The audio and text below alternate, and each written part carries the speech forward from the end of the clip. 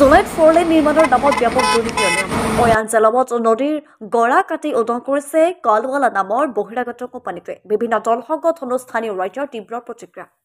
জুলাইত 4 লেন নিৰ্মাণৰ নামত অসম অৰুণাচল সীমান্তৰ পুৰণা জেলমৰ এৰাসুতিৰ নদীৰ গৰাৰ মাটি কাটি উদং কৰিছে বুলি কৃষক মুক্তি সংগ্ৰাম সমিতিৰ কেন্দ্ৰীয় উপসভাপতি চেইব জোনাই আঞ্চলিক ছাত্ৰ সন্থাৰ সভাপতি লোহিত গজমেৰ আৰু স্থানীয় ৰাইজে অভিযোগ তুলিছে যিখন নদীকে অসম অৰুণাচল জোনাই পূব চিয়াং জিলাৰ সীমা বুলি ধৰা হয় এইখন পাহাৰীয়া নদীতে বাৰিষা তীব্ৰ ৰূপ ধাৰণ কৰে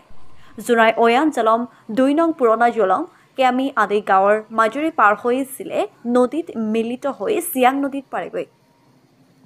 ইতিমধ্যে 4 লেন নিৰ্মাণৰ বাবে নদীখনৰ মাজৰ ওখ মাটি কাটি গৰাৰ নিচেই কাষৰ মাটি কাটি উদং কৰাৰ ফলতেই পাৰৰ বৃহৎ বৃহৎ গছবোৰ বাগৰিবলৈ ধৰিছে আৰু বাৰিষাত অধিক গৰাখহনীয়া হৈ বহু ক্ষয়ক্ষতি হোৱাৰ আশংকা প্ৰকাশ কৰিছে সেই জুনৰ বিভিন্ন দল সংগঠন তথা স্থানীয় যুৱকসকলে এনে পৰিৱেশ ধ্বংসকাৰী কাৰ্য বন্ধ কৰাৰ লগতে নদীখনৰ স্থায়ী সুৰক্ষা ব্যৱস্থা কৰিবলৈ আহ্বান জনাইছে জানিব পৰা মতে পথ নিৰ্মাণকাৰী হাৰিয়ানাৰ কলৱালা নামৰ বহিৰাগত কোম্পানীটোৱে বন বিভাগৰ পৰা কোনো ধৰণৰ অনুমতি নোলোৱাকৈ দুষ্ট চক্ৰৰ সৈতে মিলি 515 নং ৰাষ্ট্ৰীয় ঘাইপথৰ অয়াঞ্জলম দলঙৰ পৰা এৰাহুতি নদীৰ প্ৰায় 2.5 কিলোমিটাৰ ভিতৰলৈ গৰাৰ মাটি কাটি উদং কৰিলে উল্লেখ্য যে কলৱালা নামৰ কোম্পানীটোৱে ধেমাজি জিলাৰ কলেজনৰ পৰা জোনাই অয়াঞ্জলমলৈ প্ৰায় 80 কিলোমিটাৰ পথ 4 লেনলৈ সম্প্ৰসাৰণ কৰি আছে আৰু পথ নিৰ্মাণত বিভিন্ন গাফিলতি কৰাৰ অভিযোগ উত্থাপন হৈ আহিছে সেই সদৌ অসম ছাত্ৰ সন্থা জোনাই আঞ্চলিক সমিতি কৃষক মুক্তি সংগ্ৰাম সমিতি আৰু স্থানীয় ৰাইজে কলৱালা কোম্পানীৰ লগতে এই অনিয়মত জড়িত দুষ্ট চক্ৰৰ বিৰুদ্ধে উচিত তদন্ত কৰি বিহিত ব্যৱস্থা গ্ৰহণ কৰিবলৈ দাবী জনাইছে অন্যথা ৰাজ্যৰ সহযোগত বৃহৎ প্ৰতিবাদী কাৰ্যসূচী ল'বলৈ বাধ্য হ'ব বুলিও সকীয়াই দিছে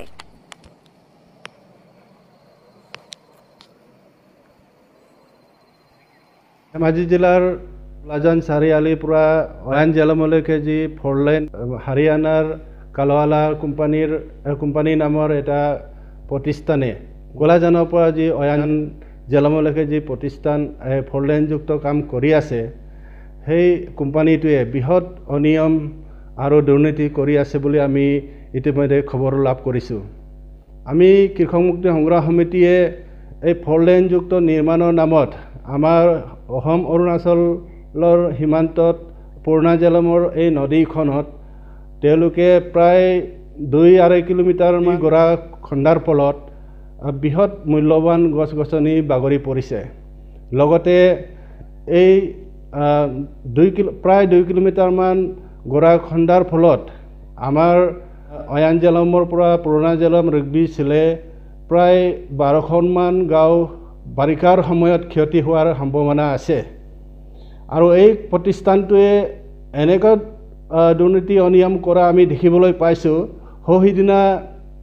তেলাম ডিকাৰীত এটা ডাঙৰ এটা দলংখন জহি কহি পৰি কোনোমতে ৰক্ষা পৰিছিল আকৌ যোৱাকালি মহমাৰ গাঁৱত 4 লেনযুক্ত নামৰ নিৰ্মাণ কৰি থকা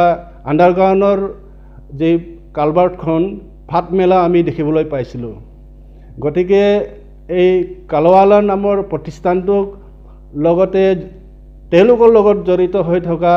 দুষ্ট চক্ৰক চৰকাৰক তদন্ত কৰি বিহিত ব্যৱস্থা গ্ৰহণ কৰিবলৈ আমি কৃষক মুক্তি সংগ্ৰাম সমিতিয়ে দাবী জনালোঁ অন্যথা আমি কৃষক মুক্তি সংগ্ৰাম সমিতিয়ে ৰাইজক লগত লৈ এই অনিয়ম দুৰ্নীতিৰ বিৰুদ্ধে আমি প্ৰতিবাদ কৰিবলৈ আমি বাধ্য হ'ম সেইটো সন্দৰ্ভত মই ক'বলৈ আৰু একো মোৰ ভাষাই নাই ক'বলৈ গ'লে চাওক আপোনালোকে নিজে চাইছে এইখিনি মাটি লৈছে এই 4 লেনৰ নামত মাটি লৈছে গাঁৱৰ নদীৰ ওপৰৰ পৰা মাটি লৈছে ভালকৈ লওক চাওক এইখিনি আপোনাৰ মাজৰ মাটি এৰি তই আপোনাৰ এই ওচৰৰ যোনবিলাক গছ গছনিয়ে আমাৰ নদীখনক সুৰক্ষা কৰি আছিলে সেই গছনিবিলাককে কাটি নি খতম কৰি দিলে চাওক আপুনি এতিয়া শুকাই আছে কিন্তু সেইখন নদী আমাৰ অৰুণাচল বৰ্ডাৰৰ এৰাউণ্টি নদী বুলি কওঁ সেইখন নদীয়ে আমাৰ বহুতখন গাঁৱক কিবা কৰে টাচ কৰি গুচি যায়গৈ চিয়াং নদীলৈ আপোনাৰ সেইটো চাইছে আপুনি পুৰণা জিলাম গাঁৱৰ এখন নদী একমাত্ৰ নদী সেই নদীটো এতিয়া বৰ্তমান শুকাই আছে তথাপিও বাৰিষা আহিলে এনেকুৱা জোৰত ইয়াত পানী আহি আমাৰ গোটেই নদীখনকে উল্টা চিধা কৰি থৈ যাব মানে এনেকুৱা অৱস্থা চাইছোঁ মই আৰু বিশেষ দুখ লগা বস্তুটো ইয়াত দেখি পাইছোঁ আপোনালোকে দেখি পাইছে যে এই গছ গছনিবিলাক যে কাটি কিনি মাজৰ ছাইড কিনি ৰাখি দিয়ে সেইটো কিহৰ গ্ৰহণযোগ্য সেইটো মই নাজানো চৰকাৰে চকু দিব লাগে সেইখিনিৰ ওপৰত আৰু মই স্থানীয় গাঁও বাসিন্দা হিচাপে মই ক'বলৈ বিচাৰিছোঁ যে এই বাৰিষাৰ আগে আগে সেইখিনি বিহিত ব্যৱস্থা কৰি দিয়ক নহ'লে আমাৰ বিপদলৈ মানে সন্মুখীন হ'ব এইটো নদীয়ে বিপদত আমাক পেলাব পাৰে আমাৰ জোনাইত কোলাজানৰ পৰা অয়ান চাৰিআলিৰ ওচৰলৈ প্ৰায় 80 কিলোমিটাৰ 4 লাইনযুক্ত পথ নিৰ্মাণৰ নামত কালুৱালা নামৰ বহিৰাগত কোম্পানীয়ে যিটো আমাৰ জোনাই অঞ্চলৰ প্ৰাকৃতিক আৰু ভূমি সাম্য যোনটো ধ্বংস কৰিছে সেইটো আমি তীব্ৰ বিৰোধিতা কৰিছোঁ আৰু আমি গৰিহণা দিছোঁ যে আমি ছাত্ৰ সন্থাই সদায় আমি উন্নয়ন বিচাৰোঁ কিন্তু উন্নয়নৰ নামত আমাৰ পৰিৱেশ আমাৰ গছ গছনি আৰু আমাৰ যোনটো প্ৰকৃতিৰ ভূমি সাম্য ধ্বংস কৰা সেইটো আমি কেতিয়াও গ্ৰহণ নকৰোঁ আৰু আমি দেখা পাইছোঁ যে অয়ান জেলম নদীৰ যোনটো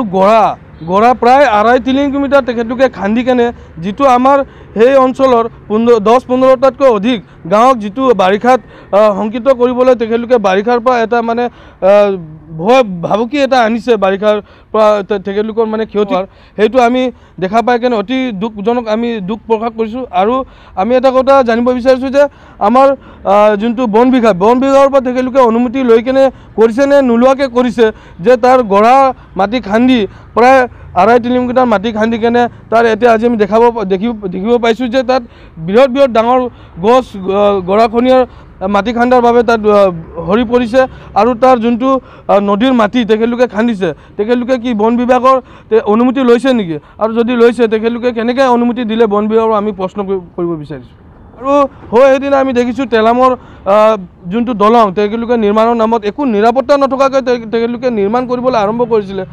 কেনেকৈ তেখেতলোকে নিৰ্মাণ কৰাৰ সময়তে তাত এটা দলং পৰিবলৈ কাৰণে পৰি যোৱাৰ চিটুৱেশ্যন এটা ক্ৰিয়েট হৈছিলে সেইটো লৈ আমি বহুত শংকিত হৈছোঁ আমি জোনাইবাসী ৰাইজে আৰু আমি ছাত্ৰ সন্থাই এটা কথা দাবী জনাইছোঁ যে তেখেতলোকে একো নিৰাপত্তা নোহোৱাকৈ একো মানে তেখেতলোকে